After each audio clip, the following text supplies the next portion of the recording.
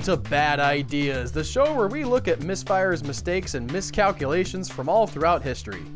I'm Tony Southcott. And I'm Albert Berg, and the bad idea we're talking about is from very recent history, Tony. We're going to go back to the year 2000s and talk about something called the CueCat. Oh, really? But is this like something that helps you in lines? What is it? That's a good starting point. We need to discuss how this is spelled. In case people want to Google this for themselves, it's C-U-E, like a pool cue, and then cat, like you would normally spell a cat. And in front of the C-U-E, if you want to be real professional and get it right, Tony, they had a colon. Is that supposed to be like cat ears or something? I could not figure this out, but in my research, they did many things wrong with the CueCat, okay? And we're going to get into some of the real businessy side of this. But as I was researching this, I kept thinking to myself, if this product had made it, what you have at the front of your product is a giant frowny face emoticon. Why would you do that? Because it's the colon for the eyes, and then the C, the capital C, is just a giant mouth that's either a frowny face or a giant maw that's about to eat everyone. I mean, that's a cat. I guess so. They're either disappointed or wanting to murder you. But CueCat, let's talk about it. It's the year 2000, and the tech industry is consumed by one burning question, Tony. How do we get people to transition from looking at an object in physical media, like a magazine, or maybe even in person at a store, to an online storefront where they could buy that item? Sure, okay? We know that people could sit down at their computer and type out a web address to get to our website. But that's so much work, okay? You have to walk into... It really is, especially like typing HTTP and all that like you used to have to. You had to push each one of those individual keys, and that's not even counting. Okay, considering the amount of time that it takes, all right, that's just one thing. But then there's the wear on your keyboard from typing in all these web addresses. It's so cumbersome. I know. How are you supposed to remember, like, AOL.com? Somebody needed to solve this problem, Tony. And the Digital Convergence Corporation thought they had the answer. Barcodes. And you can see how this is not the worst idea ever, right? What could be more convenient than a barcode?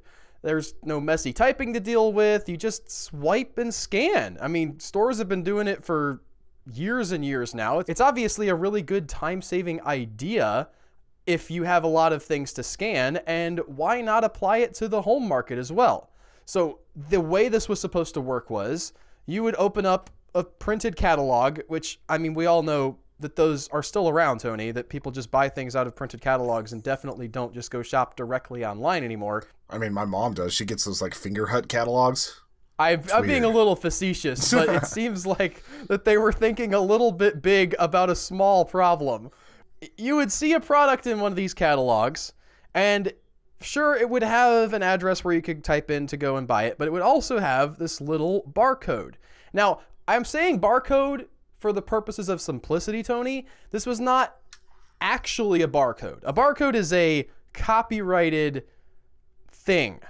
The way that barcodes work is patented, and you can't just use any barcode that you want to. They had a different proprietary thing, and they made it look different by having slanting bars. But it works the same way. It's white and dark, and the light bounces off of them and gets information to the computer. It's the same concept. It just was not technically a barcode.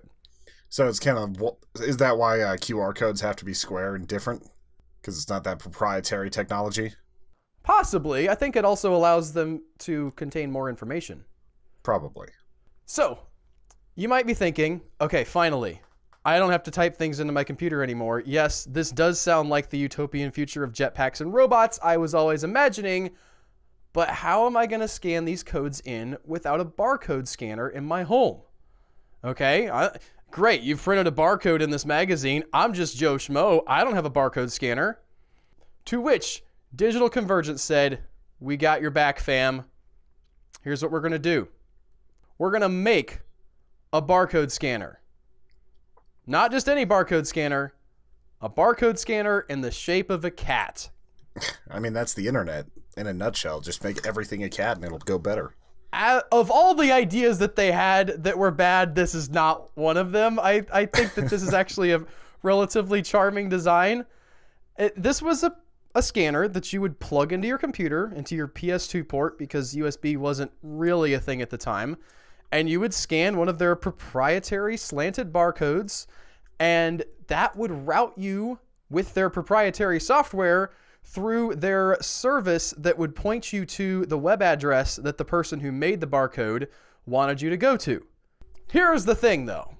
You got this product, it's a CAT scanner, it makes things slightly easier to buy online, but it's not like people are gonna rush out to their local Target and buy up all of these CAT scanners off the shelves because they look like cats and start scanning things in their magazines. People aren't that interested in the simplicity of ordering, so they decided to adopt the AOL approach.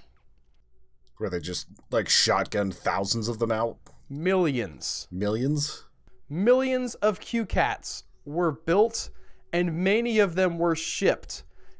And the rationale here makes some sense, right? Okay, you've got this thing in the mail. It's a physical piece of hardware that someone has sent you without you asking for it. It's pretty cool. They sent this out to the subscribers to Wired and Forbes, and people could go into Radio Shack and buy one or pick one up for free. All these companies were invested pretty heavily in this technology, and you would have your little CueCat that you could scan things into your computer with and get to whatever website they wanted you to go to. The initial outlay for this company, the Digital Convergence Company, and their plan to unify all of online buying into this one barcode, the investment in it was $185 million. Cool. It came from a lot of different companies, most notably Coca-Cola and Radio Shack, but you can see why they would want to get in on the ground floor of this potentially commerce-altering idea. And so they started showing up in people's mailboxes. The problems, however, cropped up almost immediately after shipping. First, even at the low price of free, the CueCat was hardly worth using. As we've already mentioned, it's not that difficult to type in a web address. It didn't have a wireless function. There was no sort of idea that you could link this up with your phone at the time. So you still had to walk into your office or your den or wherever you had your computer and pull this thing out from behind where it had fallen because you hadn't used it that often, probably if you weren't that big of a shopper, and scan the code. Yeah, right after you untangle like 4 feet of cabling because it just decided to do that in your desk. Probably even more so because it's CAT. There were people working on a way to get this done from a mobile device. I read a very interesting quote from a guy who believed that cell phones would have barcode scanners in them, and I don't think he meant with the camera. There was not specific, but I just envisioned this guy who sold barcode scanners thinking, like, we're going to get some of these things in there. They're going to be scanning all kinds of stuff with their cell phones. It almost came true, but not quite the way he was envisioning. And so, because this was essentially solving a problem that nobody actually had, it got lambasted in the tech news of the time, and very few people were using it. But the second problem, and probably much larger from Digital Convergence's standpoint, was that almost immediately after shipping these little scanners, hackers cracked the proprietary encryption that made you go through their website and made it work just like a regular barcode scanner that would hook up to your computer. So any sort of referral money that they were going to get wouldn't be there anymore? That's correct. People set up open source links. You could scan the back of your books and go directly to the Amazon website for that book. And their concern was maybe the publisher of that book didn't want you to go to that Amazon website. Maybe they wanted you to go through Barnes & Noble or through a special splash page that had a video or something. And they didn't have control of that anymore. Or you could just use it as a scanner. You could just scan your library of books that you had or whatever other thing you had that had UPCs on it. The only experience I had using these was during a school project where kind of nerdy kid had turned it into a barcode scanner for security purposes, where we would scan people's badges for a special project to make sure that they were on shift and everything. So he was definitely one of those kids that used the open source version. So you can see the issue, though. Digital convergence isn't just dealing with the product that no one wants to use. Now they have a product that's out of their control. If the whole point was that they could specify where these proprietary barcodes would go, the fact that these guys cracked the encryption almost immediately and made it so you could scan any barcode just makes the whole product completely pointless. The business model is gone. I just want to say that this was probably one of the most predictable things that could ever happen. If you gave everybody a free device, people are going to figure out how to crack it and use it for their own reasons. Well, the interesting thing was they threatened to sue these sites that were distributing this cat cracking code, for lack of a better term. And despite the fact that they didn't have any real legal leg to stand on, the sites did kind of back down. The open source nature of this sort of went into back channels. It wasn't quite so easy to find for a while. And you can see how the legal argument for the hackers would go. It's like, you guys sent us this thing for free. We didn't even want it. It just showed up in our mail. How can you then say that you have some kind of end user agreement from us that we're going to use it as you intended?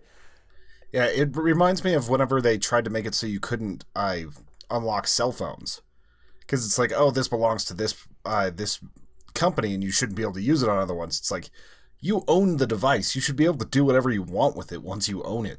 But even there, you probably signed a bunch of paperwork when you got the cell phone. Like, you paid them. There was an agreement there. It might have been an unreasonable agreement, but at least you could have known what you were getting into with the cell phone. In this, people were just like, I want to use this thing that you gave me. Why can't I use it the way I want to use it? You didn't put that good of encryption on it. It didn't take him that long. It wasn't like some genius level hacker who like stayed up all night smoking cigarettes and drinking coffee and finally broke through. It's like, oh, you guys, okay, we get it. Just let's not assume that that's not how it happened. I mean, that sounds like a pretty plausible story. That's a more fun story. Yeah. As if the initial failures weren't bad enough, Tony, in September of 2000, there was a breach of customer data on the CueCat servers, and 140,000 users lost their personal information to whatever hackers had decided they were worth hacking into. Probably some of these guys that got sued, honestly, decided to do a little retaliation. I don't know for sure. That just seems plausible to me. That it does. I'm trying to think of what it would have been like, how much scarier it would have been before people had data breaches before. Because this is the late 90s, early 2000s, and now it's almost common where it's like, oh, Sony got their servers hacked, you better change all your passwords and cancel your credit cards. This is back when people were just starting to embrace e-commerce. And you can see from the types of information they got, again, what the vision for the business model is like, because when you register for the service, they're asking for things like, how old are you? What is your gender? Where do you live? They're looking for the kinds of data that Google sells now to advertisers, hoping to be able to specify where things go. If they had been able to say, okay, people in Topeka, Kansas really enjoy buying honey out of this particular catalog, that could have been a potentially really valuable service. It just did not work the way they thought it was going to work. After the hack, they tried to patch up the problem by offering a $10 Radio Shack gift card to all those affected, but really the writing was on the wall at this point. The hack was just another nail in the coffin of an already dead idea. Digital Convergence tried to negotiate a cash infusion from new investors after this, and they were on the way to maybe propping themselves up for a few more years when 9/11 happened. And markets went crazy. All of the investors that they had interested, at least tentatively, in their terrible idea decided that they had better priorities for what cash they had left and pulled out, and Digital Convergence went under for good. They slipped into bankruptcy, and they disappeared from the face of the earth, Tony. But that's not the end of the story, though, because as you alluded to already, even though the company was gone, they still had literally millions of these devices, these CueCats that functioned as barcode scanners. And that, with a little bit of modding that had already been demonstrated within the usefulness of the CueCat, could be turned into just a regular old barcode scanner for any barcode you had lying around. And so the liquidator who was in charge of this bankruptcy sale bought 2 million of these scanners for a penny a piece, and then turned around and listed them for sale at 30 cents a piece if you bought 500,000 or more. Which, of all the people in the story, pretty good translation. That guy's making some money. I don't know exactly how that works out. I'm sure it has to go back to the creditors because of how bankruptcy works, but that's a pretty good switcheroo, I would say. Yeah. And they're still in use today. That you can go on eBay or on Amazon right now and buy a CueCat. You could probably buy one new in the package still. People still use them to catalog things. You mentioned, Tony, that you guys used them for barcodes on badges to scan in and out like you're scanning out of work.